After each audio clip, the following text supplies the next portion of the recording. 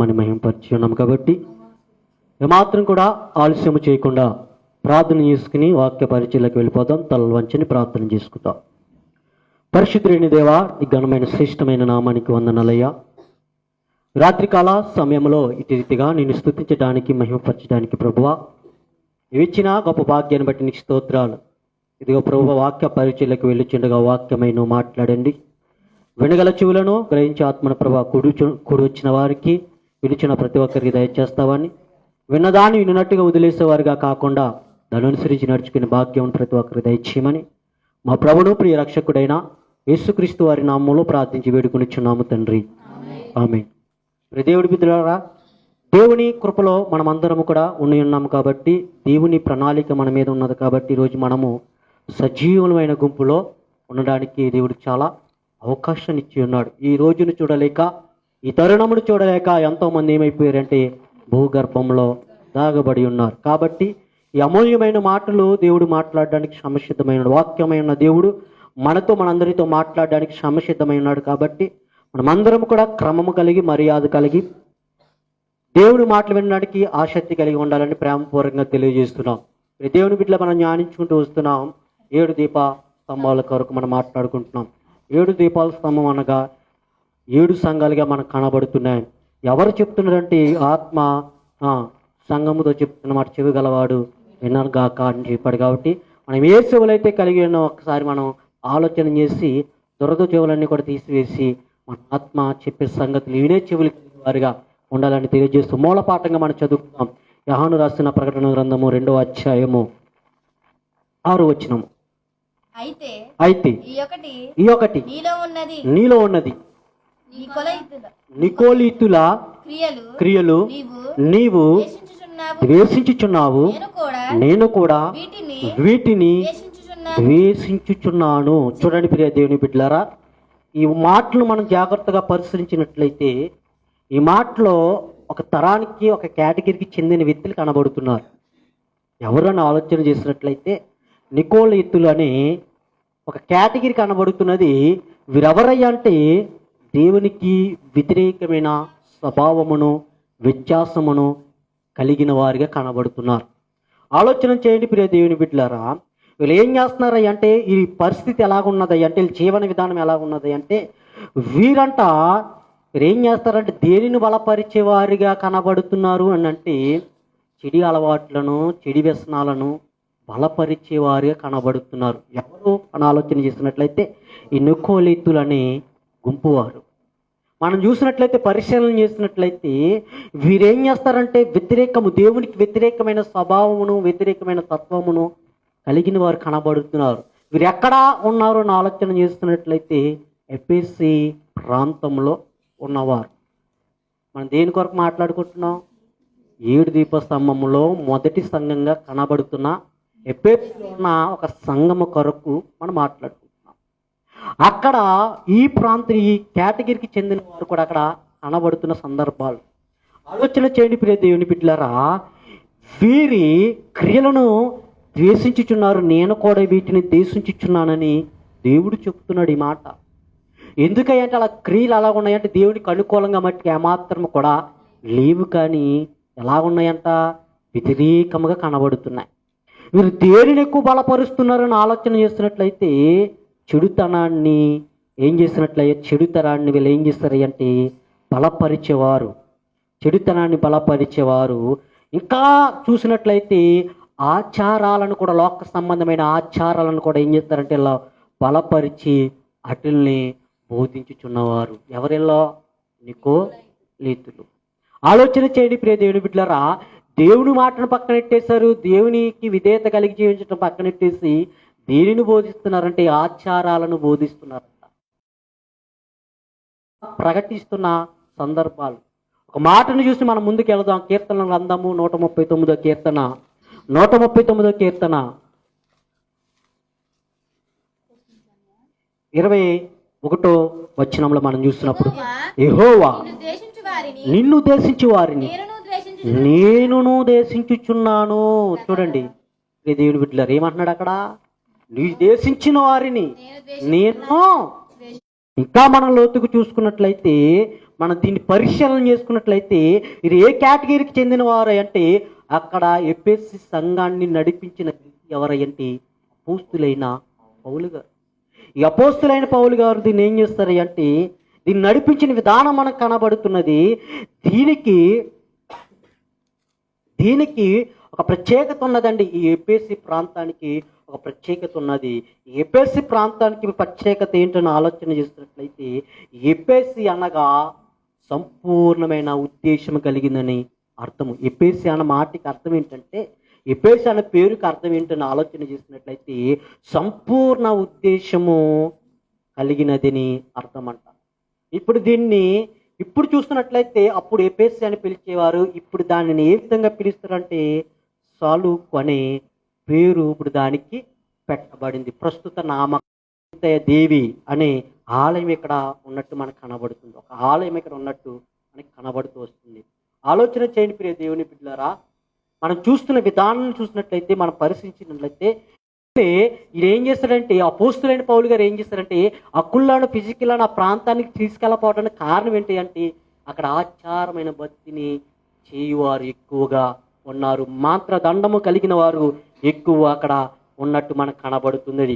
ఇక అపోస్తులైన పౌలు ఇంచుమించు 3 సంవత్సరాలు అక్కడ పరిచర్య చేసిన ప్రాంతముగా మనకు కనబడుతున్నది. చాలా మందికి కూడా ఏమనుకుంటారంటే 7 సంఘాలు ఒకే చెప్పి ఉన్నాడు, 7 నక్షత్రములు కుడి చేత పట్టుకుని 7 దీపస్తంభం మధ్య సంచరించు ప్రభు అని ఇక్కడ మనకి మొట్టమొదటి మనం జ్ఞానించుకున్న విషయాలు ఉంటాయి. అయితే ప్రియ దేవుని బిడ్డలారా, సంచరించటము అనగా అర్థం ఏంటి అంటే ఆయన తన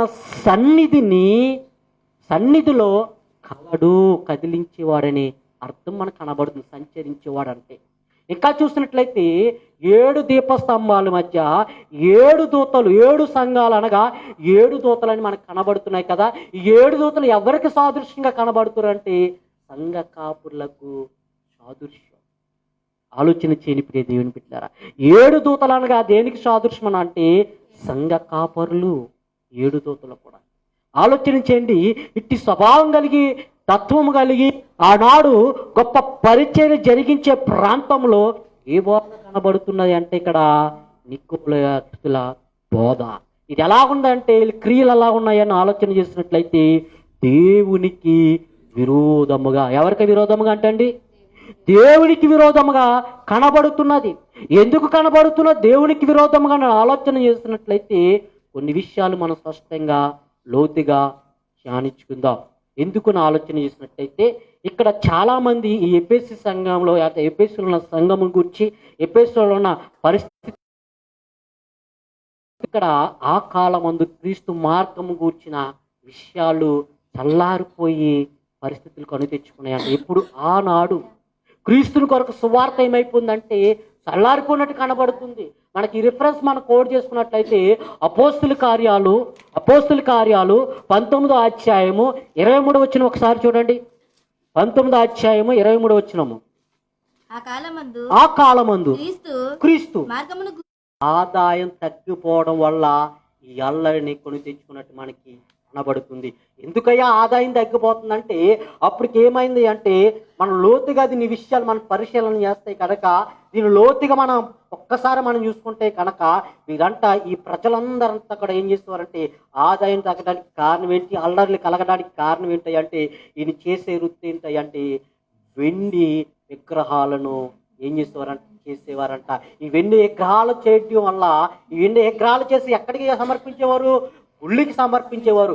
ఎప్పుడైతే క్రీస్తు మార్గం కొరకు అక్కడ ఎప్పుడంగా వివరించబడిందో వీళ్ళందరూ కూడా చేయడం మానేశారు, ఇవ్వడం మానేశారు. ఆ ఇవ్వడం మానేయడం వల్ల ఏం కలిగింది అంటే అల్లరి జరగడం మొదలెట్టి. అర్థమవుతున్నాయి నా మాటలు? అల్లరి జరగడం మొదలెట్టి. ఈ అల్లరి జరగడం వల్ల ఏం కలిగిందంటే ఆ ఎఫెసు పట్టణంలో ఉన్న ఒక దేవత ఉందండి. అక్కడ ఒక దేవత కనబడుతుంది. ఆ దేవత పేరంటే ఏంటంటే అంతిమి దేవి. ఆలయానికి వీళ్ళందరూ కూడా ఏం చేసేవారు అంటే ఈ వ్యక్తి ఏ వ్యక్తిని కమర్షియల్గా కనబడుతున్న ఈ వ్యక్తి ఏం చేసేవాడు అంటే ఆ గుడికి ఇవ్వవలసిన వెండి ఏంటి, బంగారు ఇట్లా అన్ని కూడా ఈయన తయారు చేసి వెళ్ళడం, బాగా లాభాలు సంపాదించుకుంటూ ఉండేవాడు. ఎప్పుడైతే అపోస్తలుడైన పౌలు గారు అక్కడికి వెళ్ళి పరిచర్య చేస్తూ వస్తున్నారు, ఆ సందర్భంలో ఏం జరిగింది అంటే ఆయనకు వచ్చిన ఆదాయం అంతా కూలిపోవటం వల్ల అల్లరి మొదలయ్యింది. క్రీస్తు మార్గం కొరకు అల్లరి జరగడానికి కారణం ఏంటంటే సొంత లాభము కొరకు ఏం చేస్తారంటే ఆశపడి అల్లరి సృష్టించారు. ఆనాడు ఆ వ్యక్తి అలా సృష్టిస్తుంటే ఈనాడు క్రైస్తవులుగా చెప్పుకొనుచు, క్రైస్తవ సమాజంగా చెప్పుకొనుచు కూడా క్రీస్తు మార్గం కొరకు ఏం చేస్తారండి, అల్లరిని కొని తెస్తున్నారు. చాలా మంది కూడా ఏం చేస్తున్నారు, అల్లరిని కొని తెస్తున్నారు. ఈ అల్లరిని కొని తెస్తే గుంపులో ఉన్న వారిని ఈ నొక్కి ఇక్కడ కనబడుతున్న నికోలేతులు అందుకే నాడు బోధన వాళ్ళ క్రియలను ఏం చేస్తారంట, అక్కడ ద్వేషించినట్టు కనబడుతుంది, అసహించుకున్నట్టు కనబడుతుంది, ఏమాత్రం కూడా దానికి కట్టబడినట్టు కనబడుతుంది. ఏం చేస్తారు, దాన్ని వ్యతిరేకించినట్టు మనకి ఇక్కడ కనబడుతుంది. ఆలోచన చేయండి. ఈనాడు కూడా ఏం చేస్తారంటే స్వలాభము కొరకు ఏం చేస్తారంటే అల్లర్లు పెట్టేవారు, విశ్వాసులను తారుమారు చేసేవారు ఈనాడు అనేక మంది బయలుదేరుతున్నారు. అక్కడ కాదు మీరు బాప్తిసం పొంది ఎక్కడ పొందాలి, అయితే ఈ నామం ఉంది కదా, ఆ నామం ఉంది కదా, అక్కడ కాదు, ఇది కాదు, అది కాదు. ఏం చేస్తారంటే కనిపించేస్తున్నారు. చాలా మంది కూడా కనిపించేసి ఏం చేస్తారంటే ఈనాడు విశ్వాసాలను క్రీస్తు మార్గం వైపు కాకుండా, క్రీస్తు మార్గం వైపు నడిపించకుండా వారిని ఏం చేస్తారంటే అల్లరితో కూడిన ఆటపాటల వైపు నడిపించేస్తున్నారు. ఈనాడు అల్లరితో కూడిన ఆటపాటల వైపు నడిపించేస్తున్నారు. ఈ ఎఫెసీలో ఉన్న ప్రాంతంలో ఉన్న ఆ వ్యక్తులు కూడా, ఆ ప్రాంతంలో కూడా ఇలాంటి సుగుణాలు కలిగిన వారు, ఇలాంటి క్రియలు కలిగిన వారు, ఇలాంటి తత్వాలు కలిగిన వారు ఈనాడు అక్కడ కూడా ఉన్నారు. ఈనాడు కూడా లాంటి వారు ఈ క్రైస్తవ సమాజంలో కూడా కనబడుతున్నారు.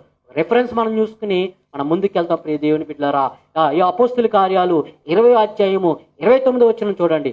అపోస్తుల కార్యాలు 20వ అధ్యాయం వెళ్ళిపోయిన తర్వాత క్రూరమైన తోడేళ్లను మీలో ప్రవేశించి నాకు తెలియను వారు మందను కనికరింపరు. వారు ఏం చేస్తారంట, మందని ఏమాత్రం కూడా కనికరింపరంట. ఎక్కడ ప్రవేశిస్తారంట, ఆయన వెళ్ళిన తర్వాత మనలో ఇక్కడ సంఘం అనే కుటుంబంలో, క్రైస్తవ అనే కుటుంబంలో వారు ఆ సంఘంలో వచ్చి ఏం చేస్తారంటే క్రూరమైన వారంట. ఈ క్రూరమైన వారు ఏం చేస్తారని ఆలోచన చేసినట్లయితే మంద కొరకు ఏమాత్రం కూడా కనికరింపరు. మంద ఎవరు అంటే ఈనాడు సంఘమే. మంద ఎవరు అంటే ఈనాడు సంఘమే. ఈ సంఘం కొరకు ఏం చేయరంట, అలా ఏమాత్రం కూడా కనికరింపరంట. వారు ఏదైతే మాట్లాడుకుంటారంట, వాళ్ళు ఏదైతే పొందుకోవాలంటే దాన్నే పొందుకుంటారు తప్ప అయ్యో ఈ మంద సరైన మార్గంలో వెళుతుందా, లేదా ఈ మందను మనం సరైన మార్గంలో నడిపిస్తున్నామా లేదని ఏమాత్రం కూడా ఏం చేయరంట, ఆలోచించారంట. కారణం ఏంటంటే వారు క్రూరమైన తోడేళ్ళు. అలా క్రూరమైన తోడేళ్ళు. ఏమాత్రం కూడా క్షేమం కొరకు ఆలోచించరు. సంఘం పరిపిత్తి చెందుతా లేదని చూడరు. సంఘంలో సువార్థికులు లేపబడుతున్నారో లేదని చూడరు. సంఘం ఆత్మ ఫలములు ఫలిస్తున్నారో లేదా అనే విషయాన్ని ఏమాత్రం కూడా చూడండి. కేవలం ఏం చేస్తారంటే వారి ఉద్దేశాలను నెరవేర్చుకుంటూ కొరకి రాకులాడతారు. అందుకని అన్నాడు మందని ఏమాత్రం కూడా కనికరించరంట. అంటే మంద అంటే ఎవరో అంటే సంఘం ఏమాత్రం కూడా కనికరించారంట. సంఘం అయ్యో లేనివారు కదా, ఉన్నవాళ్ళు కదా, లేకపోతే వీళ్ళు దిగజారిపోతున్నారు కదా, ఇది ఆత్మీయ జీవితంలో వేస్తారిపోతున్నారు కదా, వీళ్ళు బలపరచాలి, లేకపోతే వీళ్ళు ఇదిగో లోక ఆశల్లోకి వెళ్ళిపోతారు కదా, వీళ్ళు దేవుడి వైపు నడిపించాలని ఏమాత్రం కూడా ఆశ అనేది, ఆలోచన అనేది, తీవ్రత అనేది ఉండదండి వీళ్ళకి. వచ్చిందా తీసుకున్నామా వెళ్ళిపోయాం. ఇదే తత్వము. వాళ్ళు ఎలా పోతే నాకేంటి, నేను హ్యాపీగా ఉన్నానా లేదా. ఏ తత్వం కలిగిన వారు అంటే క్రూరమైన తోడేలి స్వభావం కలిగిన వారు, మంద పట్ల కనికరము లేనివారు. ఆలోచన చేయండి ప్రియ దేవుని బిడ్డలారా. ఈనాడు అలాంటి వారు లేరా అంటే అనేక మంది కనబడుతున్నారు ఈనాడు. అందుకనే చెప్తున్నాడు, ఆనాడు ఉన్నారు అలాంటి తత్వం కలిగిన వారు, ఈనాడు సంఘాల్లో కూడా ఉన్నారు. కాబట్టి జాగ్రత్త కలిగి ఉండటం కొరకే ఈనాడు ఈరోజు ఇక్కడ యోహాను గారి ద్వారా మనతో మాట్లాడిస్తున్నాడు. కారణం ఏంటంటే అలాంటి తత్వం కలిగిన వారు ఉన్నాడు ఈనాడు. అలాంటి స్వభావం కలిగిన వారు ఉన్నారు. ఏమైపోతే నాకేంట్లే, సంఘం ఏమైపోతే నాకేంట్లే, నేను బాగుంటే చాలు. నాడు ఎలాగైపోయారంటే ఎవరికైతే డబ్బు ఉంటుందో, ఎవరికైతే పేరు ఉంటుందో, ఎవరికైతే ప్రత్యక్షత ఉంటుందో వారికే బానిసలైపోతుంది నాడు. చాలా మందికి కూడా వారి మాటే చెల్లుతుందే తప్ప ఆత్మీయ రీతిలో ఎదిగే వాడికి ఏమాత్రం కూడా ప్రోత్సహించే తత్వం లేదు. ఏరుంటే సరిపోద్ది, వాడు మార్పున్నా లేకపోయినా పర్లేదు. డబ్బు ఉంటే సరిపోతుంది, వాడు రక్షణ పొందాడో లేదనే విషయం లేదండి. ఏం చేస్తారంటే జీవాధికారైన దేవుని సంఘములో అధికారాలు ఇచ్చేసి ఏం చేస్తారు, వాళ్ళని పాడు చేసేస్తున్నారు. ఆత్మీయ స్థితి కలిగిన వాడికి ధనం లేకపోయేటప్పటికి వాడిని చిన్న చూపు చూస్తున్నారు. ఆత్మీయత అనేది లేకుండా, రక్షణ మార్గం అనేది తెలియకోకుండా ఇష్టానుసారంగా తిరిగి వాడికి ఏం చేస్తారంటే తీసుకొచ్చి సింహాసనం మీద కూర్చోబెడుతున్నారు. సంఘం ఏమైపోతే వాళ్ళకేంటండి, మందమే ఏమైపోతే ఏంటి? అదే తత్వం కలిగిన ఆనాడు ఉన్నారు, ఈనాడు కూడా ఉన్నారు. అలాంటి వారిని మనం ఏం చేయాలన్నాడు ఇక్కడ, వేసించాలి. వేసించాడు కొట్టేయడం కాదండి. అలాంటి మాటలు మన పెడచెవిని పెట్టకుండా ఏదైతే సత్యమో దానిని మనం అనుసరించి నడుచుకోవాలి. అందుకని అంటున్నాడు ఇక్కడ, చెప్తున్నాడు కదా, ఇంకా చెప్తున్నాడు. మొదటి యోహాను రాసిన పత్రిక 4వ అధ్యాయము, మొదటి యోహాను రాసిన పత్రిక 4వ అధ్యాయము మొదటి నుంచి ఒక మాట చదవండి. మొదటి మాట చదవండి. మొదటి మాట చదవండి. ఏ తత్వం కలిగిన వారు ఉన్నారు ఇక్కడ, ఏ స్వభావం కలిగిన వారు ఉన్నారు అంటున్నాడు కదా. ఇక్కడ మొదటి మాటగా మనకు కనబడుతుంది ఏంటంటే, ఏం చదువుతున్నావు అమ్మా? 4 చదువు. 4 మొదటి నుంచి ఏముంది? మొదటి యోహాను రాసిన పత్రికలో, ప్రియులారా అనేకులైన లోకములోనికి బయలు వెలుచున్నారు గనుక ప్రతి ఆత్మను నమ్మక ఆయా ఆత్మలు దేవుని సంబంధమైనవి కావో పరీక్షించుడే. ఏమంటున్నాడు ఇక్కడ? అలాంటి వారు నాడున్నవారు కూడా ఈనాడు ఉన్నారు. ఎందుకని మందని కాసేవారు కాదు, మందని చెల్లా చెదురు చేసేవారు. మందను కనికనిప్పి, అయ్యో నా సంఘం బాగుండాలి, సంఘం అభివృద్ధి చెందాలి, అనేక మంది స్వార్థులు ప్రకటించాలి, ఇంకో ఈ ప్రాంతం అంతా కూడా రక్షింపబడాలి, ఒక ఆత్మ కూడా రక్షింపబడకుండా నశించిపోకూడదు, అందరూ కూడా రక్షింపబడాలని ఆత్మత తీవ్రత కలిగిన వారు ఎంతమంది ఉంటున్నారు. అందుకని అంటున్నాడు, ఏమంటున్నాడంటే, ప్రియులారా అనేకులు అబద్ధమైన ప్రవర్తనలు మీలోనికి, మీ లోకంలోనికి బయలు వెళ్ళి వచ్చున్నారు కనుక ప్రతి ఆత్మను నమ్మొద్దు. ఆత్మలు ఉన్నాయంటండి, జాగ్రత్త, ఒక్కసారి అండి. ఆత్మలు ఉన్నాయంట, కానీ ప్రతి ఆత్మను కూడా నమ్మొద్దు. అంటే ప్రతి ఆత్మ నమ్మొద్దునా అంటే మనం ఆలోచన చేయవలసిన విషయం ఏంటంటే, అనేకమైన ఆత్మలు ఉన్నాయనే విషయాన్ని మనం ఏం చేయాలి? గ్రహించాలి. జాగ్రత్త ప్రియ దేవుని బిడ్డలారా, ఇక్కడ దేవుడు పర్టికులర్గా మాట్లాడించాడంటే, బ్లడ్ క్లియర్గా దీంట్లో రాశాడంటే, మీరు ఆత్మను నమ్మక కనుక ప్రతి ఆత్మను నమ్మక ఆయా ఆత్మలు దేవుని సంబంధమైన కావో పరీక్షించుడు అంటున్నాడు. అంటే అనేకమైన ఆత్మలు ఉన్నాయనే విషయాన్ని మనం ఏం చేయాలి? గ్రహించాలి. అయితే మనం నిలుచున్నది, మనం వెంబడిస్తున్నది, ఏ ఆత్మని వెంబడిస్తున్నామనే విషయాన్ని 1-2 సార్లు మనం ఏం చేయాలి? వాక్యాన్ని అనుసరిస్తూ జాగ్రత్తగా చూసుకోవాలి. ఈనాడు చాలా మంది ఉన్నారు, ఏ ఆత్మ కలిగి ఉంటారు అవన్నీ ఆలోచన చేసినట్లయితే, ధనం అనే ఆత్మ. ఏ ఆత్మ కలిగి ఉంటున్నారు అంటే, డబ్బు, ఆస్తులు, అహంకారం, ఇట్ల కొరకే ప్రాకులాడే తత్వం వారిలో ఏమున్నది అంటే, ఈయన కొరకే పోరాడే ఆత్మ వాళ్ళలో ఉన్నది. కానీ ఒక విషయం నేను చెప్తాను, పరిపూర్ణమైన దేవుని ఆత్మ నీలో కనుక ఉంటే కనుక నీ చాటి వాడిపైన ఏం చూపిస్తావు? కనికిరాన్ని చూపిస్తావు. మరి నీ చాటి వాడి పైన కనికిరాన్ని చూపించకుండా నీకు నువ్వే విరగబిగుతున్నావంటే నువ్వు ఏ సంబంధివో, ఏ ఆత్మ కలిగి ఉన్నావనే విషయాన్ని నువ్వేం చేయాలి? గుర్తించాలి. మన అవసరం వచ్చినప్పుడు ఒకలాగా, అవసరం తీరిపోయిన తర్వాత ఒకలాగా మాట్లాడే విధంగా ఉండదు. ఎవరయ్యంటే నిజమైన ప్రేమ కలిగిన వాడు, నిజమైన క్రీస్తు తత్వం కలిగిన వాడు, క్రీస్తు స్వరూపం కలిగి దేవుని ఆత్మలో పాల్గొయిన వాడు ఎలా ఉంటాడంటే నిత్యము కూడా ఒకే రీతిగా ఉంటాడు. కానీ ఒక్కోసారి ఒక రీతి, ఒక్కోసారి ఒక రీతి ఉంటాడంటే వాడు ఏ ఆత్మలు ఉన్నట్టంట మనం అర్థం చేసుకోవాలి, ఏ ఆత్మలు ఉన్నాడు అన్నది. అలాంటి వారిని ఎలా ఉండాలంటున్నాడు? దూరంగా ఉండాలంటున్నాడు. అలాంటి వారిని ఏం చేయాలంటున్నాడు? ద్వేషించాలంటున్నాడు. అలాంటి వారి మాటలు ఏం చేయకూడదంట? లక్ష్య పెట్టకూడదంట. అలాంటి వారి మాట కనుక లక్ష్య పెట్టి కనుక నీ జీవన విధానాన్ని కనుక సాగిస్తే కనుక ఏమైపోతావు అంటే పతనానికి వెళ్ళిపోతావు. నాడు నీకే సత్యము తెలుసు, నాకే అంతా తెలుసు అని చెప్పి అనేక మందిని భ్రమపరిచేవారు లేరా? సహోదరుడు ఆపదలో ఉన్నప్పుడు ఆపదలో ఉన్నవాడిని రక్షించకుండా ఆడి మీద అనేకమైన నిందలేసేవారు లేరా? ఎక్కడా లేరా? ఉన్నారు. ఈ క్రైస్తవ సమాజంలోనే ఉన్నారు, ఎక్కడో కాదండి. ఈ క్రైస్తవ సమాజంలో ఉన్నారు. నిజమెంతో ఉత్తిదంతో తెలియకుండా అనేకమైన నిందలేసి అనేకమైన నిందలేసి ఇంకా కూడా కృంగదీయాలని ఆలోచన కలిగి అనేకమైన పన్నాగలను పంపిన వారు దేవుని ఆత్మను కలిగిన వారా? కానే కాదు.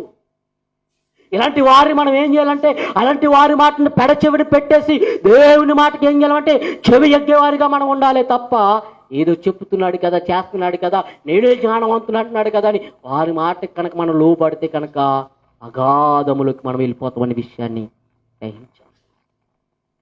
ఈ లోకంలో దేవుని కంటే జ్ఞానవంతుడు ఎవరు లేరండి. ఎవరు పొందినా ఏం చేసినా కేవలము దేవుడిచ్చిన కృప వలనే, కృప అతిశయం వలనే మనం వర్ధిల్లుతున్నాము తప్ప దేవుని జ్ఞానమును బట్టి మనం మాట్లాడే తప్ప సొంత జ్ఞానాన్ని కనుక ఉపయోగిస్తే కనుక ఏమైపోతామంటే సమాజంలోను సంఘములోను ఏమైపోతావు? అల్లరి పాలైపోతావు. ఆలోచన చేయండి. ఈ బాధలు కూడా అలా ఉన్నాయంట. ఎవరి అంట? నికోలితుల బాధలు అలాగే ఉన్నాయంట. అట్టిదత్వం కలిగి ఉన్నారంట. ఈనాడు ఎలాగైతున్నారో ఆనాడు అలాగున్నారు, ఆనాడు ఎలాగైతున్నారు ఈనాడు కూడా అలాగే ఉన్నారు. కేవలం దేని కొరకు పోగొడతారంటే పదవుల కోసం, పెత్తనాల కోసం ప్రాకులాడతారు. వీళ్ళలో ఉన్న ఆత్మ ఏంటో తెలుసా? పదవుల కోసం పోరాడే ఆత్మ, పెత్తనాలు చెల్లించడానికి పోరాడే ఆత్మ. ఇలాంటి వారు పరిశుద్ధాత్మ పొందున్నారంటే ఏమాత్రం కూడా పొందలేని వారిని మనం అర్థమైపోవాలి. ఎందుకంటే దేవుని ఆత్మ ఎవరిలో అయితే ఉంటుందో వారు ఎప్పుడు కూడా నిత్యము కూడా తగ్గించుకోవడానికి చూస్తారు తప్ప ఎక్కడ కూడా హెచ్చించుకోవడానికి ఏమాత్రం కూడా పరుగులెట్టరు. ఇప్పుడు నిత్యము ఏం చేస్తారంటే తగ్గించుకోవడానికి చూస్తారు. ఇక్కడ చూడండి, ఈ తత్వం కలిగిన ఎలా ఉంటారంటే నేనే గొప్ప, నేనే ఉన్నవాడు, నేనే అనువాడు, నేను తప్ప ఇంకెవ్వరు లేరనే తత్వం కలిగి ఉంటారు. కానీ వారు ఏం చేస్తారంటే వారి మాట ఏంటో ఒక రకంగా ఉంటారు. మాట వినకపోతే కనుక అనేకమైన నిందలు మోపుతారు. మరి ఇలాంటి వారు ప్రవర్తల అబద్ధ ప్రవర్తన ఆలోచన చేయండి. ఇలాంటి స్వభావం కనుక ప్రకటించే వారిలో ఉన్నా, ప్రార్థించే వారిలో ఉన్నా, ప్రచారం చేసే వారిలో ఉన్నా, స్వార్థ ప్రకటించే వారిలో ఉన్నా, ఇలాంటి వారు ఏ తత్వం కలిగిన వారు? సత్యవాక్యం అందు నిలిచి ఉన్నవారా, అసత్యం అందు నిలిచి ఉన్నవారా? అర్థం చేసుకోవాలి మనం. అందుకే ఇలాంటి వారు ఉన్నారు ఈనాడు. కడవారి కారంలో వస్తారు తత్వం కలిగిన వారు. కాబట్టి సంగమా జాగ్రత్తగా ఉండు, సంగమా జాగ్రత్తగా ఉండు, మెలుకు కలిగి ఉంటుంది. దేవుడు ఏం చేస్తాడంటే హెచ్చరిక చేస్తూ మాట్లాడుతున్నాడు. ఇలాంటి తత్వం వారు మందను కాయలేరు, గొర్రెలు కాపాడలేరు.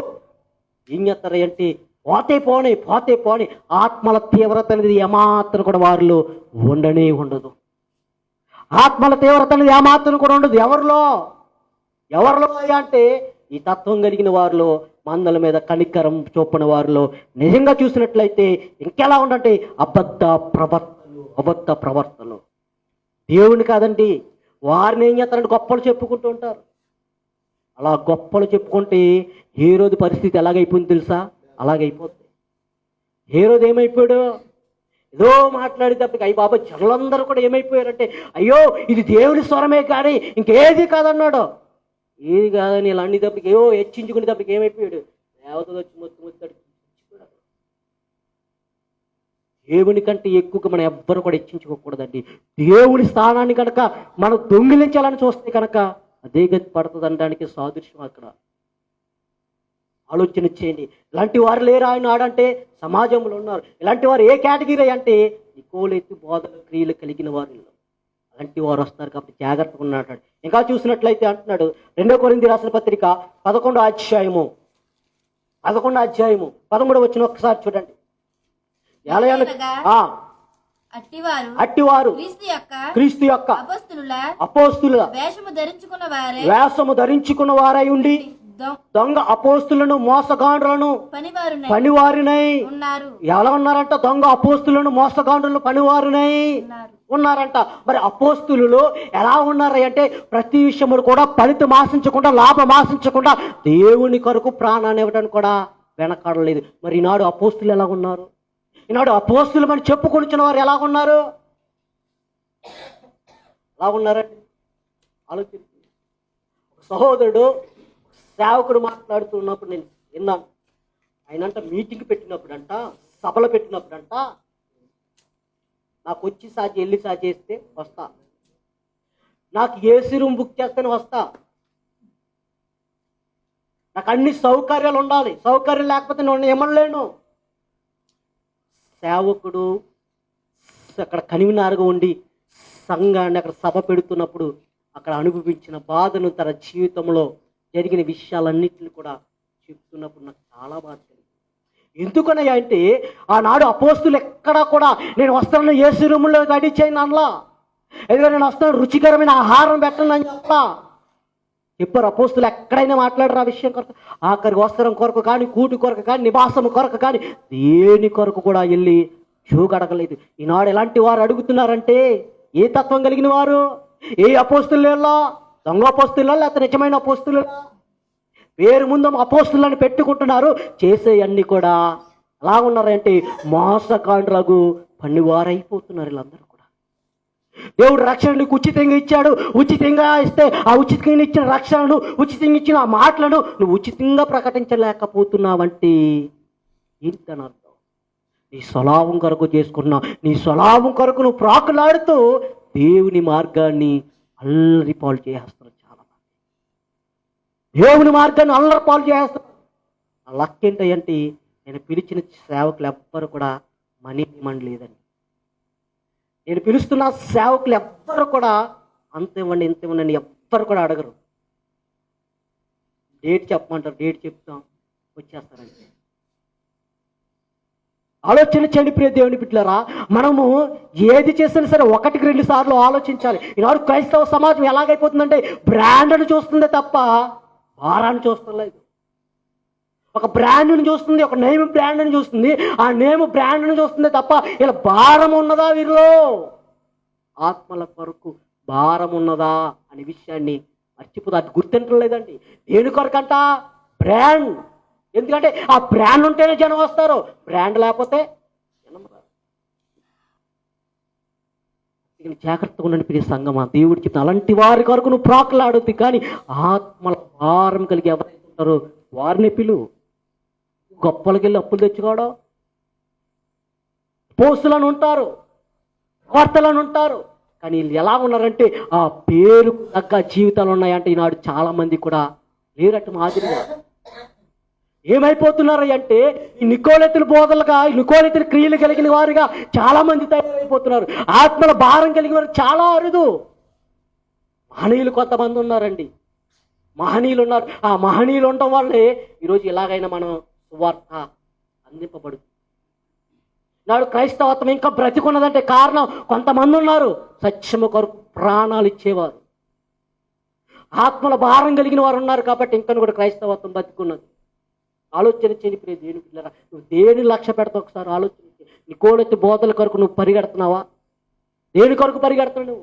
నువ్వు అట్లా ద్వేషించాలి, ఎందుకంటే అది దేవునికి ఇష్టమైనవి కాదు. చెప్పేసి సంఘం ఉన్నతమైనది, ఆ ప్రాంతం ఉన్నతమైనది, కానీ అక్కడ అల్లరి రావడానికి కారణం ఏంటంటే కేవలం స్వలాభం కొరకు, ప్రాకులాడటం కొరకు అల్లరి సృష్టించాడు ఆ కంసాలి. ఎవరతను? ఒక వ్యక్తి స్వలాభం కొరకు. ఆలోచన చేయండి. ఇలాంటి వారంట, ఇలాంటి తత్వం కలిగిన వారంట అనేక మంది ఏం చేస్తారంటే ఉన్నారు. ఈనాడు నేటి దినాల్లో ఇలాంటి వారు అనేక మంది పేటరేకపోతున్నారు. ఇలాంటి వారు దేవుని సువార్త కాదండి ప్రకటించేది, దేవుని సువార్తను ప్రకటించడానికి కూడా మనీ కావాలి. Money money money. ఈరోజు నువ్వు ఒక సువార్తకి వెళ్ళావు, ఆ సువార్తకి వెళ్ళిన తర్వాత నువ్వు మాట్లాడుకున్న కాంట్రాక్ట్ తీసుకున్న వెంటనే దేవుడు పిలిస్తే నువ్వు తీసుకున్న డబ్బు ఏమైపోతుంది? ఆలోచన చేస్తావా? నిన్ను బ్రతికించింది ఎందుకో తెలుసా? నేను ఇక్కడ కూడా భూమి మీద సజీవుడిగా ఉంచింది ఎందుకో తెలుసా? అనేక మంది ఇదిగో నిత్య మరణానికి వెళ్లకుండా వారిని తప్పిస్తావని ఒక ఆయుధముగా, ఒక సాయుధముగా నిన్ను వాడుకుంటుంటే దాని దేని కొరకంటే మనం రేట్లు కట్టి ఏం చేస్తామంటే ఆ విలువైన వాక్యాన్ని, దానికి ఉన్న అర్థాన్ని ఏం చేస్తామంటే మార్చేస్తున్నాం. సమాజంలో క్రీస్తు మార్గాన్ని ఎలా చేస్తామంటే అల్లరిగా చేస్తున్నాం, అల్లరిగా చేసేస్తున్నాం. జాగ్రత్త ప్రియ దేవుని బిడ్డలారా. అందుకే యారో వచనములు, యారో మాటలో ఈ కనబడుతున్నది నికోలెత్తు బోధ. వీళ్ళు ఏం చేస్తారు? వీళ్ళ క్రియలన్నీ కూడా హేయమైన క్రియలు. దేవుడు ఇలాంటి వారిని ఏమాత్రం కూడా లక్ష్య పెట్టడం చెప్తున్నాడు ఇక్కడ. ఇలాంటి వారిని ఏమాత్రం కూడా లక్ష్య పెట్టడంటండి. ఇలాంటి వారిని ఏమాత్రం కూడా ఆయన ఏమాత్రం క్షమించడంట. మన శరీరంతో పాపం చేస్తే మనం ఏం చేస్తాం? ఎలా చేస్తారంటే శరీరంతో పాపం చేస్తే తప్పు లేదని కూడా చెప్పుకోరు ఉన్నారంట. నేనాడు చేసా కదా, ఒప్పేసుకో సరిపోద్ది. అంటే అయ్యో ఒరే నువ్వు తెలియక చేస్తావు, లేకపోతే ఇప్పుడో తెలియనప్పుడు చేస్తావు, తెలిస్తే కనుక దేవుడికి క్షమించడం బాబు, ఇప్పుడైనా మారు మనసు పొందు, మరలా ఒక్కసారి నువ్వు కనుక తీర్మానం చేసుకున్న తర్వాత మరలా లోకం వైపు వెళ్ళొద్దురా అని చెప్పటం లేదు. కానీ పర్లేదండి, దేవుడు క్షమించేస్తాడు. పర్లేదండి, దేవుడు క్షమించేస్తాడు. డబ్బున్నవాడు తప్పు చేసేటప్పటికి ఏమైపోతుందంటే ఆ ధనానికి ఆశపడి సేవకుడు కూడా ఏమవుతుందంటే పర్లేదులేండి. హృదయంలో మార్పు లేదు. నీ హృదయంలో మార్పు లేకుండా సమాజానికి ఎంత మంచి చేసినా కూడా అది అంత వ్యర్థమే. అంగీకరించాడు దేవుడు. ఎందుకంటే నీలేమున్నది? చెడు ఆలోచనలు, చెడు తలంపులు ఉన్నాయి. చెడు తలంపులు చెడు ఆలోచనలు ఉండి చెడుగా సంపాదించి అది మంచిగా ఉపయోగించండి దేవుడు అంగీకరిస్తాడా? ఒక పొట్టను కొట్టి ఒక పేదవాడిని కొట్టి ఇంకో పేదవాడు కడితే దేవుడు ఊరుకుంటాడా? ఊరుకోడండి. నీ దగ్గర ఉన్నది నువ్వేం చేయమంటున్నాడో ఏమంటున్నాడు. ఆనాట అపోస్తులు సువార్తను ప్రకటిస్తుంటే వారి దగ్గర ఉన్నది అంట అట్టుకు అమ్మి అట్టుకొచ్చి ఏం చేశారంటే సేవకు ఇచ్చేస్తారంట. తినడానికి కాదండి, సేవ చేయమని. నాడు సేవ చేయమని డబ్బులు ఇస్తుంటే తినేసి ఇంట్లో ఉన్న అన్నింటిలో కూడా ఈవులను పెంపొందించుకునేవారు లేరు ఈరోజు. విషయాన్ని లాజిక్ని మీరు అర్థం చేసుకోండి. ఒక లాజిక్ మీరు సరిగ్గా ఉండండి. మీకు ప్రార్థన చేసిన పాస్టర్ గారు ఏంటి, లేకపోతే మీరు ఇచ్చి కానుకలు తీసుకుంటున్న సేవకుడు ఏంటి ఉన్నతమైన రీతిలో ఉంటున్నాడు. మరి సంఘ విశ్వాసం ఎప్పుడు అలాగే ఎందుకు ఉండిపోతున్నాడు? ఎలాగెందుకు ఉండిపోతున్నాడో ఆలోచన చేయండి. ఆలోచన చేయండి. ఎక్కడికో పరిగెడతాం, ఎక్కడికో వెళుతూ ఉంటాం, ఎక్కడికో చేస్తుంటాము. కానీ అయ్యో నిలిచి ఉన్న చోటే అడిగితే కనుక దేవుడు నా పట్ల కార్యములు చేస్తానన్నాడు కదా, నేను హెచ్చిస్తానన్నాడు కదా అని విషయాన్ని మనం మర్చిపోతాం. ఎక్కడికో పరిగెడుతుంటాం. ఎక్కడికది? నికోలిత బోధలకు పరిగెడుతున్నాం. మనం ఆ బోధల కొరకు పరిగెడుతున్నాం, ఆ తత్వాల కొరకు పరిగెడుతున్నాం. ఒక విషయాన్ని నేను చెప్తాను, జాగ్రత్తగా ఉండండి ప్రియ సంగమా. ఈరోజు దేవుడు మాట్లాడుతున్నాడు ఏంటని ఆలోచన చేసినట్లయితే కనుక నువ్వు పరిగెడుతున్నావు కదా, ఎక్కడికో పరిగెడుతున్నావు కదా. ఆ పరిగెట్టే సేవకుడు నువ్వు ఎవరో తెలుసా అంటే తెలీదు. కాల్చేపి నువ్వు గుర్తుంటావు. తర్వాత ఏమంటాడంటే ఫోన్ చేస్తే ఎవరమ్మా అంటాడు తప్ప అమ్మా నీ పేరు పెట్టి అమ్మా పలానమ్మ ఎలా ఉన్నదని అడగడం. అడుగుతాడా? అడగడం. ఆలోచన చెరిపి దేని బిడ్డలారా, మనము ఏం చేయాలంటే ఎప్పుడు ఎక్కడ కూడా మన స్థానికంగా ఉన్నప్పుడు మన సంఘాన్ని అభివృద్ధి చేయాలి. మన సంఘం అనేక మందికి మార్గంగా ఉండాలి. ఈ సంఘాన్ని దేవుడు ఏం చేయాలి? ఈ సంఘం కొరకు రక్తాన్ని చిందించాడు. సంఘ స్థాపన కొరకే ఆయన ఏం చేస్తాడు తెలుసా? ఆ సిలువలో బలి అయిపోయాడు సంఘం కొరకు. మరి ఆ సంఘం ఉన్న మనము ఈ సమాజానికి మార్గదర్శులుగా ఉంటామా, లేకపోతే ఎప్పుడు కూడా ఒకళ్ళు పడి అక్కడ వెనకాల పడి పరిగెత్తే వారి కనుమంటామా? నువ్వు పరిగెత్తేది ఈ లోక సంబంధమైన వ్యక్తి వెనకాల కాదు, కానీ నువ్వు పరిగెత్తేది పరిశుద్ధుడైన దేవుని వెనకాల. ఆయన వాక్యాన్ని అనుసరించి ఆయన చూపించిన మార్గంలో నువ్వు ఎంత ముందుకైతే పరిగెడతావో నీ జీవితం అంత సువర్ణవంతముగా దేవుడు మారుస్తాడు ఆయన చూపించిన మార్గంలో వెళ్తే. కానీ నికోలిత బోధనలో కనుక నువ్వు పరిగెడితే కనుక ఏమవుతుందంట? ఆ క్రియలను ఎలాగైతే ద్వేషిస్తారో నిన్ను కూడా అలాగని ద్వేషిస్తారు. ఆ క్రియలు కలిగిన వారిని, ఆ తత్వం కలిగిన వారిని ఎలాగైతే ద్వేషిస్తారో నిన్ను కూడా అట్టి రీతిగానే ద్వేషిస్తారంట. ఇంకా చూసినట్లయితే అన్నాడు మత్తయి సువార్త 24:11 అంటాడు, అనేకులు అబద్ధ ప్రవక్తలు వచ్చి పలువురిని మోసపరుస్తారంట. ఏం చేస్తారంట? అనేక మంది వచ్చి ఏం చేస్తారంట? మోసపరుస్తారంట. మోసం నాడు చేయట్లేదు. చాలా మంది కూడా అనేక మంది మోసాలు చేసేవారు లేచిపోతున్నారు. ఇలాంటి వారు ఏ తత్వం కలిగిన వారంటే నికోలిత బోధలకు చెందిన వారులందరూ కూడా మోసాలు చేయమని చెప్పాడు దేవుడు. మోసాలు చేయమని చెప్పాడా? ఎక్కడ కూడా మోసం చేయమని చెప్పలేదు. మరి మోసం పేరు, దేవుడి పేరు చెప్పుకుని మేము ప్రవర్తలమని చెప్పుకుని మోసం చేస్తారంటే వారు ఏ ప్రవర్తలు? నిజమైన ప్రవర్తల, అబద్ధిక ప్రవర్తల? చెప్పాలి. నిజమైన ప్రవర్తల, అబద్ధిక ప్రవర్తలలో ఆ గుణం ఉన్నదంటే వారు దేవుని సత్యవాక్యమందు పరిశుద్ధాత్మయందు నిలిచి ఉన్నవారా, లేకపోతే ఈ లోక సంబంధమైన వెలుగు దూత సంబంధుల? ఆలోచన. ఏ ఆత్మను కలిగి ఉన్నారు? ఈ లోకంలో అనేక ఆత్మలు ఉన్నాయి కాబట్టి అన్నాడు మీరు ప్రతి ఆత్మను నమ్మొద్దు. ఏ ఆత్మ దేవునిదో తెలుసుకోండి. మీరు అలా తెలుసుకోవాలంటే ఏం చేయాలంటే వాక్యాన్ని మీరు ఏం చేయాలి? జాగ్రత్తగా వినాలి. వాక్యానికి మీరు లోపడాలి. వాక్యాన్ని మీరు కట్టబడాలి. వాక్యం ఏదైతే చెప్తుందో అట్టి రీతిగా మన జీవన విధానాన్ని మలుచుకుని మన జీవితంలో దాన్ని జీవితం ప్రతి దినము కూడా నెవరేసుకుంటూ ఉంటే మన జీవితంలో ఉన్నతమైనగా మారుతాయి. ఎవ్వరు కూడా మోసపురిస్తే అవకాశం ఉండదు. ఆలోచన చేయండి. వారంటే ఎఫెసీ సంఘంలో ఉన్నవారంట ఇలాంటి అబద్ధకులైన వారు ఎవరు? అబద్ధ ప్రవక్తలు ఎవరో నిజమైన ప్రవక్తలు ఎవరో కూడా తెలియగలిగిన జ్ఞానవంతులు అంటారు. ఆ జ్ఞానం ఉందా? ఆ జ్ఞానం కలిగినప్పుడు కూడా వారి మీద ఏమన్నాడో తప్పు ఒకటి ఆపవలసింది. ఆ జ్ఞానం ఉన్నట్లేదు. ఎవరేం చెప్పి దాన్ని పాటించారు. ఎవరేం చెప్తే దాని కొరకే చూస్తాం తప్ప ఇది వాక్యానుసారమైనదే కాదని సరిచేసే తత్వం మనలో కరువైపోతుంది. కాబట్టి ఎంతకాలం చెప్పినా కూడా ఇటు రీతిగా ఉంటున్నాడని లాస్ట్ ఫైనల్గా హెచ్చరికగా చెప్తున్న మాటలు ఈ మాట. ఆలోచించండి ప్రియ సంగమా, ఎంతకాలం బ్రతికినా అటు రీతిగా మనం ఉండకూడదు. కానీ ఏం చేస్తారని ఆలోచించిస్తే ఇష్టానుసారమైన రీతిలో మనం ఉండకూడదు. కానీ వాక్యానికి విధేయత కలిగిన వారిగా మనం ఉండాలి. నేటి దినాల్లో ఏం చేస్తారంటే పరిశుద్ధ గ్రంథంలో ఉన్న మాటలను కూడా ఏం చేస్తున్నారు, వక్రీకరణ చేస్తున్నారు. ఉన్నది ఇది దేవుడు ఏదైతే చెప్తున్నాడో అది చెప్పలేదు. కానీ ఎలా చెప్తున్నాడంటే వారికి అనుకూలమైన రీతిలో. ఎవరికి అనుకూలమైన రీతిలో? నేనున్నాను అనుకోండి, నాకు నా స్వలాభం అభివృద్ధి చెందాలి, నేను వ్యక్తిగతంగా అభివృద్ధి చెందడం కొరకు ఏం చేస్తానంటే అవి మలిచికిని సంఘానికి చెప్తున్నారండి. ఈనాడు సంఘానికి చెప్తున్నారు అయ్యే దేవత్తులని ప్రకటిస్తున్నారంట. ఈనాడు ప్రకటించుతున్నారంట. ఆలోచన చేయండి దేవుని బిడ్డలారా.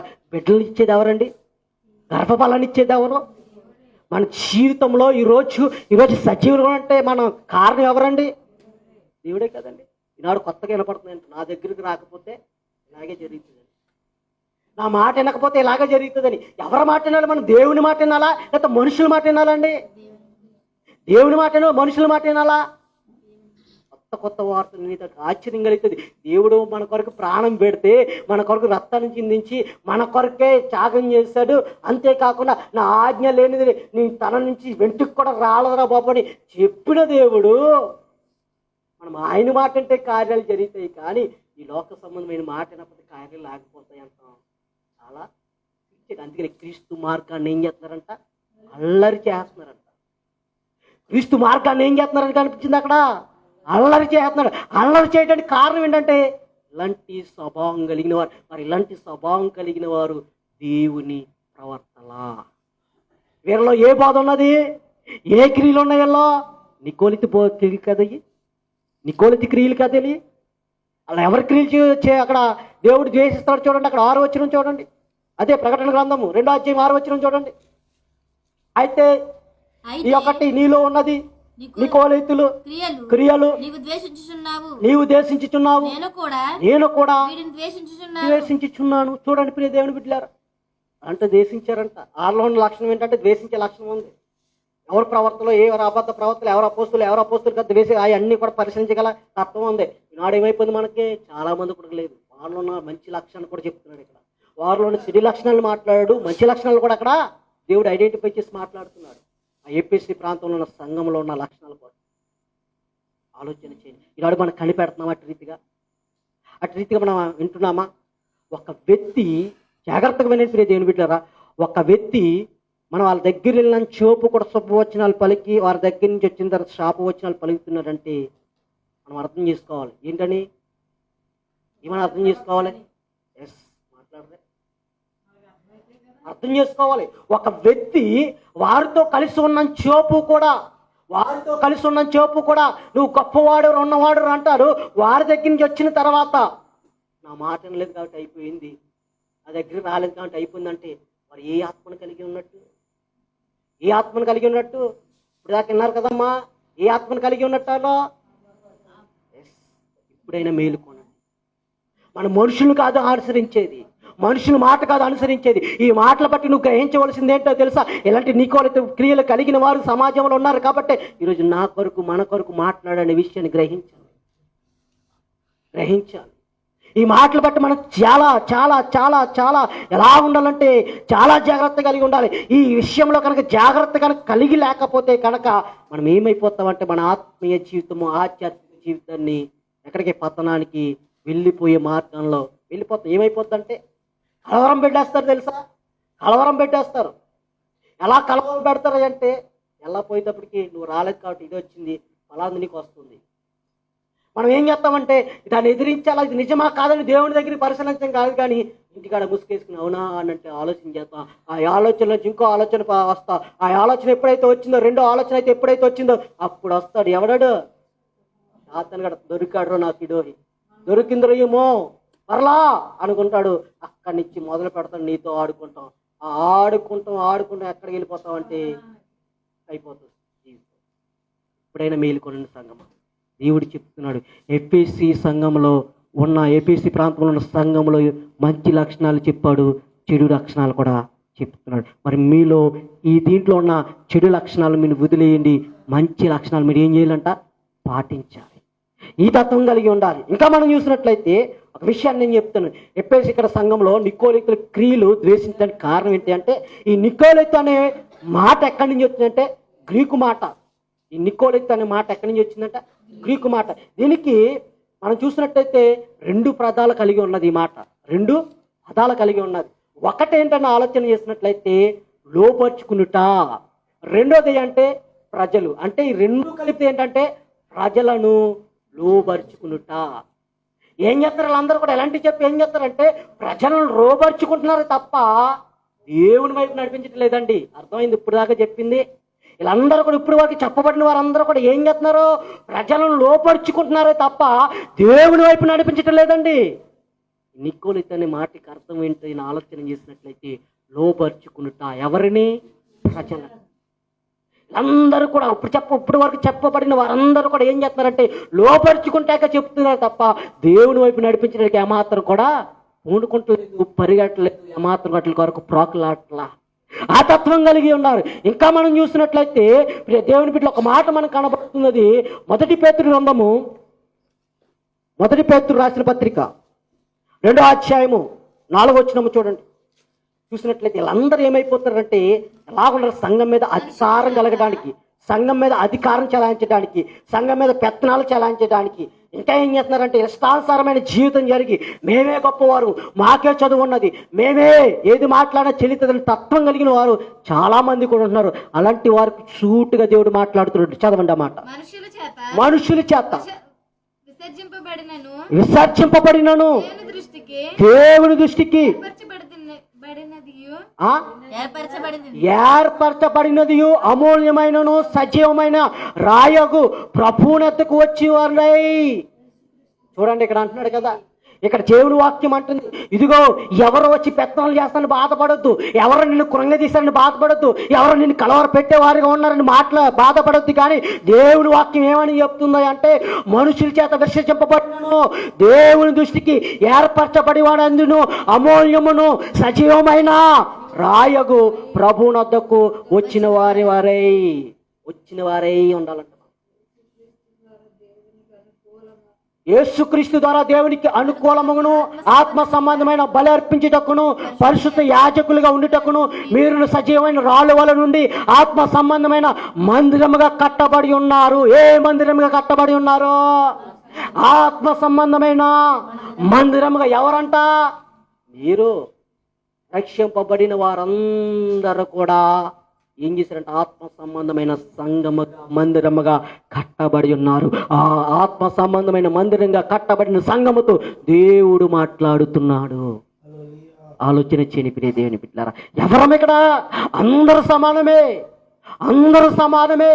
కానీ ఏం చేస్తున్నారు అంటే చాలా మంది కూడా పెత్తనం చేస్తారు, అధికారం చెలాయిస్తుంటారు. మేము పరిచర్య చేయం కానీ పరిచర్య చేయడానికి తప్పించుకుంటారు, కానీ పెత్తనం చేయడానికి ముందుంటారు. అలాంటి వారికి సూటుగా చెప్తున్నాడు, నువ్వు విర్రవీగుతున్నావేమో, లేకపోతే నువ్వు గర్విస్తున్నావేమో. ఇదిగో ఇక్కడ అంటున్నాడు ఏంటో తెలుసా? ఇదిగో మనుషుల చేత విసర్జింపబడినప్పటికీ కూడా వారే గొప్పవారు. వారిని ఎలా ఏర్పాటు చేసుకున్నాడు అంటే యేసుక్రీస్తు ద్వారా దేవునికి అనుకూలముగా ఆత్మ సంబంధమైన బలి అర్పించుటకును పరిశుద్ధ యాజకులుగా ఉండుటకును మీరు సజీవమైన రాళ్ళ వలను నుండి ఆత్మ సంబంధమైన మందిరముగా కట్టబడుచున్నారు. ఏ మందిరం అంట? ఎస్. జాగ్రత్త ప్రియ సంగమా, ప్రతి ఒక్కరితో చెప్తుండే అందరూ సమానమే దేవుని దృష్టిలో, అందరూ సమానమే. కానీ ప్రియ దేవుని అందరూ సమానమైనప్పుడు కూడా కొందరు ఎందుకు అభివృద్ధి చెంది, కొందరు ఎందుకు ఆత్మీయ స్థితిలో ఉన్నారంటే మనం వినే రీతిలో వినలేకపోతున్నాం. ఏది అబద్ధమో, ఏది సత్యమో, ఏది అసత్యమో గ్రహించలేని తత్వాలు ఉండటం వల్లే ఎక్కడేసిన గొంగలి అక్కడే ఉండిపోతుంది. నేను ముగిస్తున్నాను ప్రియ దేవుని బిడ్డలారా, ఆలోచన చేయండి. ఈరోజు మనం ఎలాగుంటున్నాం? దేని కొరకు మనం ప్రాకులాడే వారికి ఉంటున్నాం, దేని కొరకు మనం పరిగెట్టే వారికి ఉంటున్నాం. దేని కొరకు మనం పరిగెత్తే వారు ఉంటాం. ఈరోజు మనము పెత్తనాలు చేసేవారుగా ఉండకూడదు, కానీ పరిచర్య చేతి కొరకు ఉండాలంట.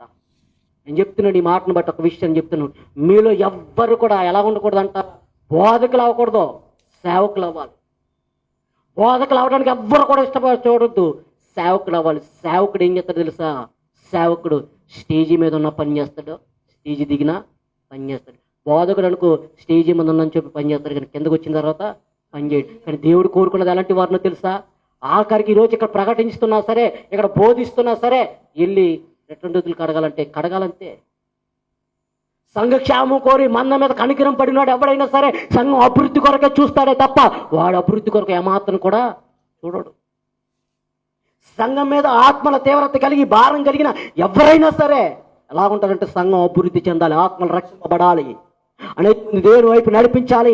అదే తత్వం, అదే గోల్. నేను తినకపోయినా, నేను సంపాదించినా, ఏమన్నా లేకపోయినా పర్లేదు, కానీ నేను దేవుని వైపు అనేక మంది ఆత్మలను నడిపించాలి, అనేక మందిని దేవుని వైపు నడిపించాలి, ఆయన మార్గంలో నిలపాలని ఆసక్తి ప్రణాళిక కలిగి ఉన్న వారికి నిజమైన సేవకు,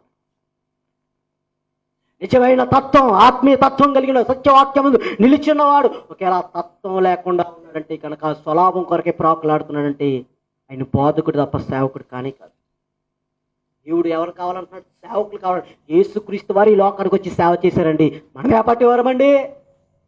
యేసుక్రీస్తు వారు ఈ లోకానికి వచ్చి మన కొరకు సేవ చేశాడు. మరి మనము సేవ చేయడానికి ఇంతగా వెనకాడుతున్నాం.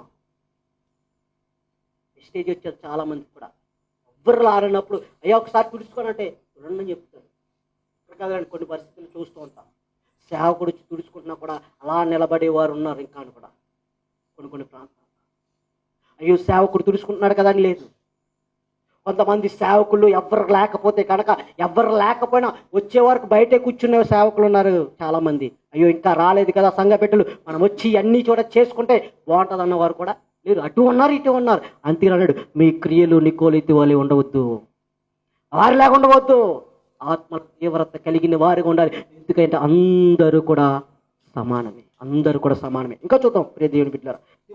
తిమోతి రాసిన పత్రిక, మొదటి తిమోతి రాసిన పత్రిక 3వ అధ్యాయం 5వ వచనం.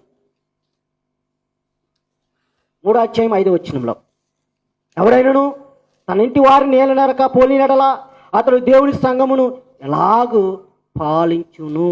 చూడండి ప్రియ దేవుని బిడ్డలారా, నాయకుడిగాను అధికారిగాను ఉన్న నీవు, సంఘంలో ఒక ఉన్నతమైన రీతిలో ఉన్న నీవు ఏమంటున్నాడంటే, ఎవడైనా తన ఇంటి వారిని ఏలనేరక పోని ఎడల అతడు దేవుని సంఘమును ఎలాగా ఏలును పాలించును అని చెప్తున్నాడు. మనం ఏం చేయాలంట? మన ఇల్లును శుభ్రం చేసుకోవాలని చెప్తున్నాడు. మన జీవితాలు సరిగ్గా ఉండాలి. మన దేవుని సన్నిధిలో మనం గడుపుతున్నామంటే మన సాక్ష్యము ఉండాలి. ఒకవేళ నీ జీవితంలో నువ్వెంత పరిశుద్ధంగా నీ శ్రమలు వస్తున్నాయా, దేవునికి అప్పచెప్పే, దేవుని కొరకు నిలబడు. ఒక విషయాన్ని నేను చెప్తాను, జాగ్రత్తగానండి. దేవుని సన్నిధిలో ఎప్పుడైతే బలంగా ఎదుగుతావో శ్రమలు అప్పుడే స్టార్ట్ అవుతాయి. ఒక ఆలోచన చేయండి, క్రైస్తవుడిగా ఉన్న నీవు శ్రమలు ప్రారంభమవుతున్నాయంటే నువ్వు దేవునిలో బలంగా వాడబడుతున్నావు అనొచ్చు. నేను ఎంతలాగా వాడబడుతున్నాను, దేవుడి సన్నిధిలోకి వెళ్తాను, ప్రార్థన చేస్తాను, ఎక్కడైనా సరే దేవుని పరిచయం వదిలిపెట్టలేదు. అయినా శ్రమలు ఏంటంటే నువ్వు ఏం చేస్తున్నావు అంటే సువర్ణంగా మార్చబడే టైం ఆసన్నమైంది. శోధింపబడిన తర్వాత ఏమవుతావంట? సువర్ణంగా మార్చబడతావు. ఈ విషయాన్ని లాజిక్ని చాలా మంది మర్చిపోయి ఈ పరీక్షలోనే ఓడిపోయిన వారు అనేక మంది కనబడుతున్నారు. ఎందుకంటే ఈ నికోలితి బోధలు. ఎందుకమ్మా అక్కడికి వెళ్తున్నావా? అక్కడ ఏం కలిగితే ఏం జరగదు, మా దగ్గరికి రా, ఆస్తులు వచ్చేస్తాయి. ఆ పరీక్షలో, ఆ జీవన ప్రయాణంలో శ్రమలు ఎదుర్కొంటున్నప్పుడు, దేవుడి పరీక్షను చూస్తున్నప్పుడు, ఆ పరీక్షకు ఓర్చుకోకుండా ఉన్నప్పుడు ఇలాంటి వరచి నీకే శ్రమలు వస్తాయండి. అక్కడ ఏముండదమ్మా, ఏమీ లేదు, మా దగ్గర ఉన్నది పెద్ద వచ్చింది. అయిపోతున్నారు వాళ్ళు. సత్య మార్గంలో వెళ్ళే నీళ్ళు సన్నగిల్లిపోయి ఎక్కడికి వెళ్ళిపోతున్నారంటే వేసారిపోయే జీవితాలకు వెళ్ళిపోతున్నారు. వేసారిపోయే తత్వాలకు వెళ్ళిపోతున్నారు. ఈ వేసారిపోయే తత్వాలకు వెళ్ళిపోవడం వల్ల ఏం కోల్పోతారంటే దేవుడిచ్చు ఆ బహుమానాన్ని కోల్పోతాం. ఆ బహుమానాన్ని కోల్పోయేవారుగా మనం ఉండకూడదు. కానీ మనం ఓర్పు ఉండాలి, సహనం ఉండాలి. మనం ఏం చేయాలి? కనిపెట్టే తత్వం, నిరీక్షణ, ఓర్పు, నిరీక్షణ అన్నీ కూడా ఉండాలి. ఎందుకంటే క్రైస్తవుడిగా నువ్వు భరించాలన్నీ కూడా భరించాలి. ఒక విషయం, ఒకవేళ నీకు ఏదైనా ఆటంకం ఉన్నదా, ఏదైనా దేవుని పనికి ఆటంకం ఉన్నదా, తీసేమని కూడా ఎప్పుడు చెయ్యి కన్ను అయితే కన్ను, కాలు అయితే కాలు తీసేమని చెప్పాడు తెలుసా. మనం తీయగలమా? మన హృదయంలోంచి చెడు ఆలోచన తీయలేము. కన్ను చెయ్యని తీయాలి. మన హృదయంలోంచి చెడు ఆలోచన తీయలేకపోతున్నాం. మన ఉన్న తలంపులు చెడు తలంపుల్లో చేయలేకపోతున్నాం. మన కాలో తీయలాంటి చేస్తామా? దేవుని కొరకు నేను అవుట్ వాడిని అయిపోతానంట. అవ్వాలి అవసరమైతే. దేవుని కొరకు అవుట్ వాళ్ళు కాదు, ప్రాణాలు విడిచేసేది. అపోస్తులు అనడానికి కారణం ఏంటంటే ప్రాణాలు విడిచేట్టారు వాళ్ళు. ప్రాణాన్ని కూడా పెంటతో ఇచ్చారు. పోతే పోయింది ప్రాణం. నేను దేవుని కొరకు నిలబడతాను. నాకు ఇది కాదు ప్రాముఖ్యం, అక్కడ నా పేరు ఉండాలి. నేను మనుషుల మెప్పు కాదు పొందవలసింది, దేవుని మెప్పు మీద పొందాలి. ఆ మెప్పు కొరకు మనం ప్రాకులాడాలి. ఈ లోకంలో ఎంత సంపాదించినా కూడా అంతా కూడా వ్యర్థమే. ఏదో ఒక రోజుని విడిచిపెట్టేద్దాం. ఆఖరికి నేను నా కొడుకుల కొరకు నేను సంపాదిస్తానని చెప్తున్నాను కదా, ఆ కొడుకులే నువ్వు వృద్ధాతులకు వచ్చి చూస్తారో చూడరు కూడా బ్రతికున్న కానీ కోటీశ్వరులు అండి. కోటీశ్వరులు మీరు చూసే ఉంటారు. కోటీశ్వరులు బ్రతికున్న కానీ తీసుకెళ్లి శ్మశానాల్లో ఇచ్చేయారు. ఏమంటారు? ఎక్కడికో మన ప్రాంతంలోనే జరిగింది. ఎక్కడో కదండి, మన నియోజకవర్గంలో మన ప్రాంతంలోనే జరిగింది. బ్రతికుండగానే కోటీశ్వరులు ఇప్పుడు లేనులా అంటే అలాగైపోయింది సమాజం. దాని కొరకు కదా నువ్వు ప్రాకులాడేది. నువ్వు ఎలా పెంచాలో తెలుసు. నీ కుమారుల్ని ఆత్మీయ సంపాదన కొరకు పరిగెట్టి వారిగా పెంచాలి. ఆత్మ సంపాదన కొరకు పరిగెట్టి వారిగా నీ కుమార్తెని కనుక పెంచితే కనుక ఆడవారి దినాల్లో ఆ స్థితి నీకు రాదు.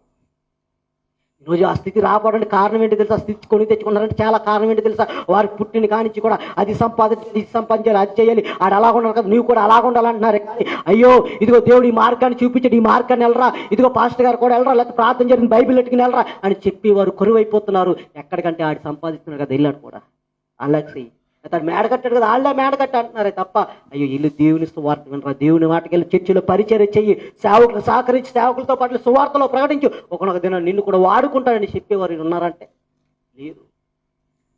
బడికి వెళ్ళనండి కొట్టేవారు, చర్చికి వెళ్ళమని కొట్టేవారు ఎంతమంది ఉన్నారండి? బడికి వెళ్ళకపోతే మొత్తం పేట అంతా తిప్పి కొడతామే, చర్చికి వెళ్ళకపోతే ఒక్కసారైనా కొట్టావు నీ కుమారుని. ఇప్పుడు కనుక ఆ పరిస్థితి లేకపోతే రాబోయే దినాలు ఎలా ఉన్నా తెలుసు, వాళ్ళు ఎవరినో కూర్చోబెట్టారంటారు కానీ అక్కడెక్కడో జరిగింది అనుకుంటున్నా. కానీ ఈరోజు మన కామాలకు కూడా వచ్చేసే పరిస్థితి జాగ్రత్త. ఏ బాధను అలవాటు చేయాలి, ఏ నియమాన్ని అలవాటు చేయాలంటే దేవుని వాక్యానికి అనుకూలమైన జీవితాన్ని వాళ్ళకి నేర్పించాలి. చిన్నప్పటి నుంచి నేర్పించాలి. ఆలోచించి ప్రియ సంగమా ఎలా ఉన్నారయ్యా అంటే ప్రియ దేవుని బిడ్డలారా, మన కుటుంబాన్ని చక్కగా పరిపాలించాలి. సంఘంలో మనము సమాజంలో ఉంటున్న మనము చక్కగా కొంతమంది ఏం చేస్తారంటే ఇంటికాడ ఏం సరి చేసుకోరు, ఇక్కడికి వచ్చి ఏం చెప్తారు మాట్లాడుతుంటారు. చాలా మంది తల్లిని కుటుంబం అంతా కూడా ఇక్కడ కనిపించాలని దేవుని వాక్యం చెప్తే కొడుకుని వదిలేస్తారు, లేకపోతే కోళ్ళు వదిలేస్తారు, లేకపోతే ఇంకా వదిలేసి ఇక్కడ వచ్చేసి చెప్తూ ఉంటాం. మనం మాదిరిగా ఉండాలంటే మన జీవితం ఒకళ్ళు మాదిరిగా ఉండాలంటే ముందు మనం ఏం చేయాలి? సరి చేసుకోవాలి. మనలో లోటుపాటు సరి చేసుకోవాలి. అయినా శ్రమలు వస్తున్నాయా? దేవుని కొరకు నిలబడు. దేవుడు ఇది ఒక రోజుని ఏం చేస్తాడు తెలుసా? నువ్వు నీతి కొరకు నిలబడితే కనుక ఏదో ఒక రోజుని నీ నీతి ఏమవుతుంది తెలుసా? సత్యమే గెలుస్తుంది అంట. సామెత ఉంది కదా, సామెత ఉంది ఏమంటారు? ఇప్పటికైనా సరే ఏమవుతుందా? నిజమే గెలుస్తుంది, సత్యమే గెలుస్తుంది. ఒకవేళ నువ్వు నీతిగా ఉండి యథార్థగా ఉండి శ్రమలు వస్తున్నాయా, నిందలు వస్తున్నాయా, బాధలు వస్తున్నాయా, అలా భరించు. కానీ ఏదో ఒక రోజు అది ఏమవుతుంది తెలుసా? బయటపడుతుంది. అప్పుడు అనిపిస్తారు ఎవరైతే నుంచి అన్నారో వారి నీ దగ్గరకు వచ్చి క్షమాపణ. అందుకే మన విషయంలో ఎలా ఉండాలంటే దేవునికి విధేయత కలిగి ఉండాలి, మంచి పరిపాలన చేసేవారు ఉండాలి. దేవుని వాక్యం ఇంకా చూసినట్లయితే ప్రియ దేవుని బిడ్డలారా, దేవుడు చక్కగా మాట్లాడుతున్నాడు. ఇంకా ఆలోచన చేసినట్లయితే ఒక్క విషయాన్ని కొరకు నేను చెప్తాను. కాబట్టి ప్రియ దేవుని బిడ్డలు ఒక్క విషయాన్ని నేను చదివించి వదిలేస్తాను, తర్వాత వివరించుకుందాం. చూడండి, 1 కొరింథీ రాసిన పత్రిక 12వ అధ్యాయము 27వ వచనం. అటువలే మీరు క్రీస్తు యొక్క శరీరమై ఉండి వేరువేరుగా అవయములై ఉన్నారు. మరియు దేవుడు సంఘములో మొదట అపోస్తులుగాను కొందరిని ప్రవక్తలుగాను పిమ్మట కొందరిని బోధకులుగాను పిమ్మట కొందరిని అద్భుతాలు చేసేవారుగాను తరువాత కొందరిని స్వస్థపరిచే కృపావరం కలిగిన వారుగాను కొందరిని ఉపకారం చేయవారుగాను కొందరిని ప్రభుత్వం చేయవారుగాను కొందరిని నానా భాషలు మాట్లాడేవారుగాను నియమించను. ఎవరు నియమించారు? ఇవన్నీ కూడా ఎవరి కొరకు పెట్టారు? సంఘ పరిపాలన, సంఘ క్షేమం కొరకు పెట్టదు. ఇవన్నీ కూడా దేని కొరకండి? సంఘ క్షేమం కొరకు ఇచ్చాడు. కృపావరములు దేనికి ఇచ్చాడు? సంఘ క్షేమం కొరకు ఇచ్చాడు. అంతేకాని కృపావరములు ఉన్నాయి కదా, తలంతులు ఉన్నాయి కానీ సంఘాన్ని ఈదిపెట్టి వేరేగా మనం పెడతామని కాదండి. ఈనాడు ఏమైపోయి సంఘ క్షేమం కొరకు ఇచ్చి సంఘ క్షేమం కొరకు వాడతలేదు, కానీ వారి వ్యక్తిగత స్వలాభం కొరకు వాడేవారు లేరైనాడు. ఆలోచించి నా మాటలు కాదు, ఇక్కడ వాక్యాన్ని ఒక్కసారి నీ వాక్యాన్ని ట్రాలీ చేసి చూసుకోండి, ఒకసారి బేస్ చేసి చూసుకోండి. ఒకసారి నేను చెప్పి ఇక్కడ మాట్లాడే మాటలకి ఇప్పుడు జరుగుతున్న వాటికి సరితూగుతుందా లేదని. నా మాటలు కాదు, చదివించాను కదా, రెఫరెన్స్ చెప్పాను కదా, ఉన్నదా లేదా అక్కడ. దేని కొరకు ఇచ్చాడయ్యి? సంఘ క్షేమం కొరకు, సంఘ అభివృద్ధి కొరకు ఇచ్చాడయ్యి. మరి సంఘ క్షేమం కొరకు ఇచ్చినవి స్వలాభం కొరకు వాడుకుంటుంటే అది తప్ప కాదా? అది వాక్యానుసారమైనదా? వాక్యానుసారమైనది కాదా? ఆలోచించి ఇలాంటివన్నీ కూడా మనం ఏం చేయాలంట? గ్రహించాలి. ఇలాంటివన్నీ గ్రహించాలి. వారైతే గ్రహించారు, ఎఫెసీలో ఉన్న సంఘం అయితే గ్రహించింది. ఈనాడు మనం ఈ సంఘం ఉన్న మనం గ్రహించున్నావా లేదా? ఈరోజు దేవుడు మాట్లాడుతున్నాడు. ఒకే వచనంలో ఎంత భావాన్ని దేవుడు మాట్లాడు ఒకసారి అర్థం చేసుకో. వారి క్రియల్లో కనిపెట్టుకున్నారు, కానీ ఈనాడు అలాంటి క్రియలు కనిపెట్టేవారు ఉన్నారా? దేవుడు అడుగుతున్నాడు. అలాంటి తత్వం కలిగిన వారు ఉన్నారా? ఇంకా కూడా ఆ క్రియలు వెనకాల పరిగెట్టేవారుగా ఉన్నారా? ద్వేషించేవారుగా ఉన్నారా? అనుసరించేవారుగా ఉన్నారా? ఈ మాటలు బట్టి మీరే ఆలోచన చేసుకోండి. మనం ఏ తత్వం కలిగి ఉన్నాం, ఎట్టి అనుసరిస్తున్నాం, ఈ ఆత్మలో పాలువారై ఉన్నామన్న విషయాన్ని ఈ 7 దీపాలు కూడా 7 సంఘాలు. ఈ 7 సంఘాలలో మొదటి సంఘం కనబడుతున్నది ఎఫెసీ సంఘము. ఎఫెసీ సంఘము దీనిలో ఉన్న కొన్ని విషయాలు, మంచిని చెడును కూడా దేవుడు మాట్లాడుతున్నాడు. కాబట్టి ప్రియ దేవుని బిడ్డలారా, మిగతా విషయాలు రేపు పొద్దున్న మనం మాట్లాడుకుందాం. దేవుడి మాటలు దీవించిన దాక ప్రార్థన చేసుకుందాం.